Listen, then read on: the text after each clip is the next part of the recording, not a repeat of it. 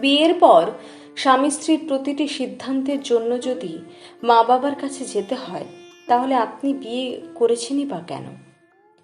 আপনার বিয়ে করার বয়স হয়েছে মানে সিদ্ধান্ত নেবার বয়স হয়েছে।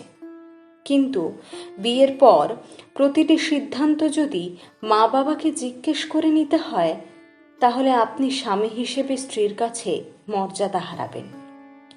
স্ত্রীকে নিয়ে শ্বশুরবাড়ি যাবেন কিনা, স্ত্রী কোনো সিদ্ধান্ত নিতে চাইলে বারবার তাকে বলা, মাকে জিজ্ঞেস করো। স্ত্রীকে নিয়ে বাইরে যাওয়ার আগে বাবার অনুমতি নেওয়া লাগলে এটার ফল আসলেই নেতিবাচক।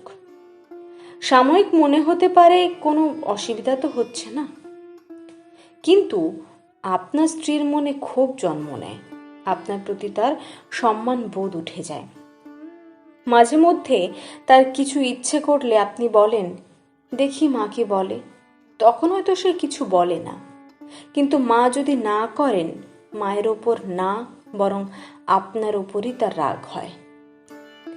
আপনি পারিবারিক গুরুত্বপূর্ণ সিদ্ধান্তে অবশ্যই মা বাবার পরামর্শ নিন, তাদেরকে শ্রদ্ধা করবেন, কিন্তু স্বামী হিসেবে আপনার যে কর্তব্য আছে সেই কর্তৃত্বের চর্চা আপনি করুন, আপনার মা বাবাকে করতে দেবেন না। স্ত্রীর কোনো আবদার নাকচ করতে চাইলে তাকে বুঝিয়ে আপনি নাকচ করুন। নিজের বাবা মাকে ইনভলভ করে যখন দাম্পত্য জীবনের সিদ্ধান্ত নেবেন, কোনো এক সিদ্ধান্ত ভুল হলে স্ত্রীর আপনার সিদ্ধান্ত গ্রহণের প্রক্রিয়া নিয়ে প্রশ্ন তুলবে।